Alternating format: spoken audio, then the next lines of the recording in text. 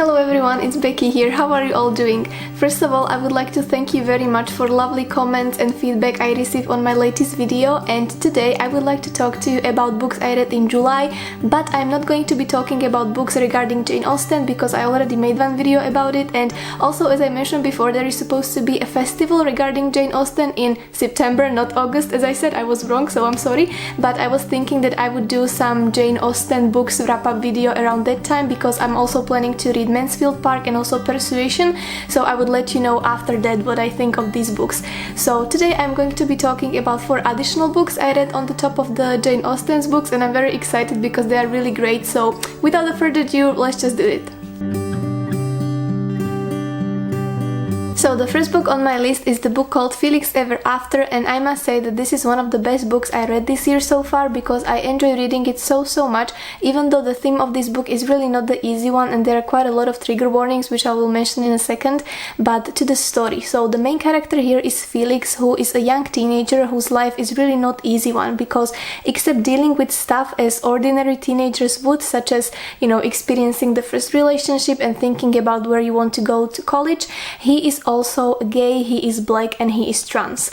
So his life is not the easiest one. Also the relationship with his father is not greatest because obviously there is quite a lot of tension and misunderstanding, and also relationship with his mom is very complicated if there is any, because when Felix was a young boy his mom left and she started a new life with a new family, and this obviously affected Felix quite a lot, and he kept writing emails to his mom. He wrote over 400 of them, but he never sends them, and that's the only way how he communicates with her, even though she basically has no idea that he is writing some emails or something like that. And at the beginning of the story, someone in the high school posted Felix's pictures before he transitioned and also dead names him. The pictures are posted in a school gallery so everyone can see them, and obviously this brings a lot of drama and a lot of tension, and Felix feels hurt, and since that point he's trying to find out who did this and why, and from there the story goes on and Felix meets some new people and he also experiences the love for the first time. Also the language in this book is quite explicit, there is quite a lot of swear words, but it's really raw book I would say, but I really fell in love with characters very quickly and very easily because they are really real and believable. There is character of Ezra, who is Felix's best friend, and I absolutely love that guy, he's great, and I think that it's very relatable in many ways, and I don't think that this book is only just a young adult book, even though it takes place mostly in high school environment, but I still think that there are many things even adult can pick up from the book, and it also has some quite interesting points for discussion on race and gender, so it's quite interesting read in general, but also the whole story is very emotional. It made me emotional quite a lot, but I would really recommend you to read this book because I think that the book really gives quite a good point of view on what does it even take to go through changes like that in your life, which is something I would probably never be able to understand properly, but I'm grateful that this book was able to give some sort of insight on this topic as well. So definitely recommending, and I think that it's one of the books I will definitely pick again at some point in the future. So the second book I read in July is this one called Posílám, and it's a biography, or actually autobiography book about Lucie Bíla, who is a Czechish and Slovak singer as well, and trust me, if she was born in America there would not be a single person who would not know who Lucie Bíla is because her voice is incredible, and I will link some of my favorite songs from her to the description box down below, so please make sure you will check it because you might not know the lyrics of the songs, but her voice says it all and it's really beautiful. And I must say that I've been loving this woman since my childhood, since I seen the musical Dracula when I was 11 for the first time in my life, and until this point I remember every single song and every single lyrics. And this book is really great because to me it really sounded like you could hear almost her voice talking through those pages, if that makes sense. It's really lovely, it's full of pictures as well, which is great, and in this book she talks about her career and the professional life, also her relationship with her colleagues and other artists, and about the places she visited as a singer and as a artist herself. Also she talks about her romantic relationship she had with men, about her relationship to God and the faith in general, and the reason why I really admire her as well is that she is not only a great singer, but she does also a lot of charity work, like a lot. She's creating her own products like little jewelry and what's the word? crocheting like little angels and stuff like that, which she sells on her concert, and the money from it always goes to some charity. Usually it's for people who are on the wheelchair and they cannot buy the wheelchair by themselves. So she is really absolutely admirable person, and I really do love her. Also, funny thing is that I bought this book with my sister for my mom to her birthday, which is in August, so I really hope that she's not watching this video. But because it arrived quite early, I could not resist and I had to read it myself, so mom, please don't watch it. Ahoy! Okie doke, moving to the third book is this one. Guys, this is the most beautiful cover I've ever seen in my life. So beautiful! This book is called Threadneedle and it's by Carrie Thomas, and this is a book about magic, and as I mentioned before, I've been lately quite obsessed with witchy books, and I really did enjoy this one, even though first I thought that this is going to be a standalone book. I don't know why I thought that, but as I discovered later, this is the first book from the series, which I'm quite excited about. And to be honest, I do usually not read fantasy books, especially if they come in long series, because I do not like those sort of things very much, but I'm quite excited about this to be, you know, waiting for a sequel. The main character here is Anna, who is growing up with her quite abusive aunt, and she is trained to become a binder. Binders are a coven who believes that the magic is sin and should not be used but should be forbidden. So Anna trains her whole life to become one of them, but once she meets Effie, her new friend, and joins or creates coven with her and starts to use and practice her magic properly for the first time, she is not that sure anymore that becoming a binder is what she wants and that it's her destiny. And by the time she starts to use her magic, there are also some additional events that starts to unfold, such as her magic might being cursed, and also there is some whole mystery going on around her parents' death. And there were quite a lot of things I wanted to write down or have notes about, such as beautiful descriptions, absolutely amazing magic system. I absolutely love the magical objects the author came up with, such as there was a pocket in which you can whisper your secrets and it's gonna keep them for you, so that was really lovely.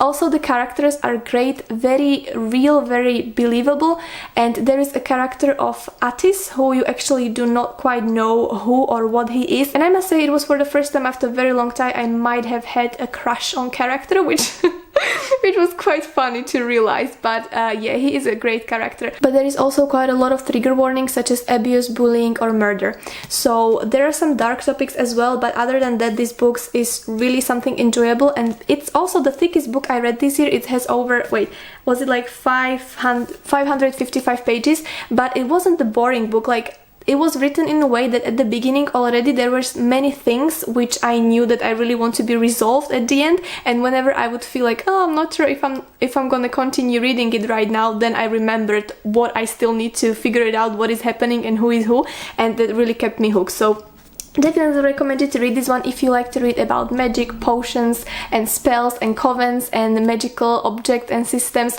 It's really, really lovely and I really enjoyed it. Oh yeah, but there was one thing I did not particularly enjoy about this book, and this was that there is also quite a lot of romance in this book, which was written very lovely, but also there is the Anna's love interest, and his lines were so cheesy, like that was very bad. Like, I really thought that these are sort of things that you say to someone when you are joking, or it's almost like a sarcasm already, because nah, yeah, that was one thing that kind of destroyed the vibe of the book, and it really distracted me from reading. I'm like, how can you say something like this to a girl?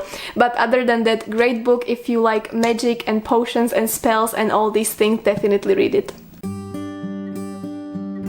And finally, moving to the last book I read in July is the book called Shuggie Bain. I had this book as an audiobook and I quite enjoy listening to it, but the one thing I did not particularly enjoy about the narrator was that when he was using his voice to portray a women characters, it really sounded almost like a grotesque, and like he was making fun of them, like very high-pitched voice, and yeah, I did not enjoy it at all. Also, I think that sometimes it might be a little challenging because he is using quite strongish, not directly would say Glaswegian accent, because that would be really difficult to listen to even for me sometimes, but it's a really Scottish accent, even though it's not the most difficult one, because I was able to listen to this book at the speed 1.25, so it was quite bearable, but it might be a little challenging for someone who is not familiar with the Scottish accent.